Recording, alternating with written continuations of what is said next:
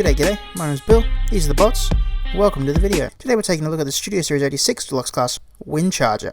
So for those of you that are a little confused, yes, Windcharger did appear in the 86 movie, but he did not appear like this, as he was a little more or less living. He was a corpse in that one shot where everyone went, oh no, they killed Wheeljack!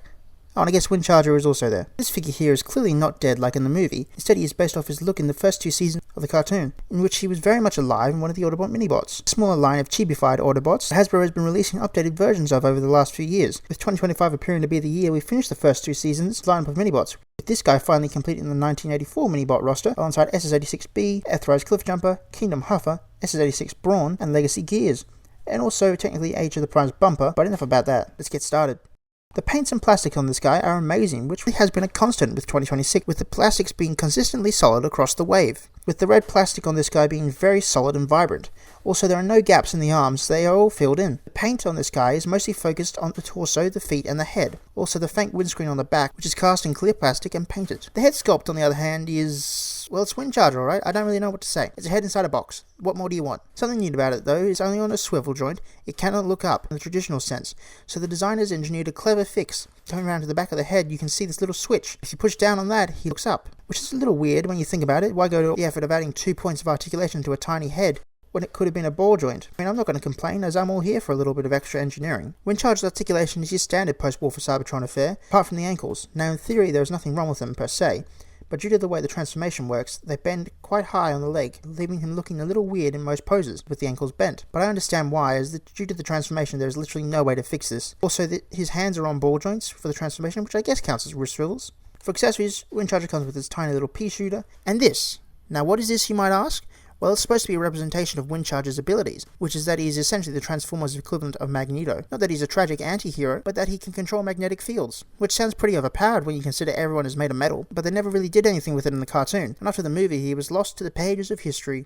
So, yeah, this is cool, I guess. He can also plug into his chest, can also store on his back, as it has 2 pegs for storing in different spots. For size comparisons, here is SS86 Windcharger with Age of the Prime's Brawl, Age of the Prime's Excellion, Age of the Prime's Quick Strike, and some mini-bots. So not a bad robot mode at all, if I do say so.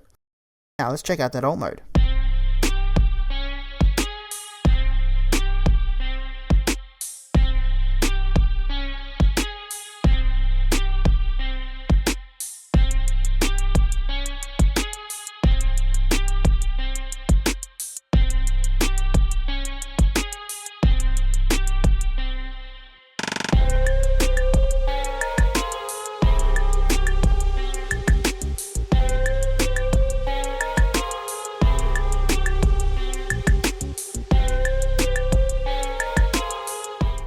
Transformation is a new one, with 90% of the car just unravelling from the feet and folding over to cover the body, which is really genius in my opinion, and what you're left with is quite a nice little cheapified car mode. Which is something I've noticed about these minibots of recent, is how they've gone from quite faithful realistic proportioned alt modes like Netflix Bumblebee and Earthrise Cliffjumper to more squashed alt modes like SS86 Brawn and this guy, which I'll grant them is more accurate to how they appeared on screen, but I personally like the more realistically proportioned alt modes. Even Age of the Prime's Power Glide later this year is taking more from the cheapified G1 toy than the cartoon, which sucks if you ask me. But anyway, back to Windcharger. It's a pretty nice car mode with the red in full show here and the nice clear blue windows, even a very nice outlined auto badge on the hood. The one problem I do have with this mode is the wheels, which are just too big, especially the back ones. They just stick out like a sore thumb. They're even bigger than the front ones, and because of that it puts the car mode on an angle which looks a little bit strange. But I get why they've done it, as to match the cartoon, which itself was to match the G1 Toys Penny Racer squashed design. And I think they've done a good job here, even if I might not be the biggest fan of it. The little paint there is on this mode is very good, with it mostly being on the back of the alt mode and the front section. Also, he has silver wheels, which I always appreciated. For weapon storage, you can store his gun under the back wheels, although it is a bit of a pain in the rear to get it plugged in there. And the magnet effect can store on the front for some alt mode magnetic action. So as comparisons, here is Windcharger with Age of the Prime's Brawl, Age of the Prime's Excellion, Age of the Prime's Quick Strike, and some mini-bots. Oh, and he does roll, as all rolling things should. So in total, not a bad alt mode. Sure, it's not my favourite in terms of design, but it is accurate. On the whole, SS86 Windcharger is quite an interesting figure, with his strange articulation and weird alt mode. Along with the perfect plastics and stellar transformation, I'd have to give this guy a solid 7 out of 10. Not bad in any way, but also not quite good enough to stand out from the crowd, which he doesn't need to at all. He needs to be another addition to the 84 minibots, which he excels at. Can't wait for the rumoured tailgate later this year, and also I'm rather looking forward to the eventual Dead 2-pack with Wheeljack, whenever that comes around. So I've been Bill, these are the bots, until next time, have a good one.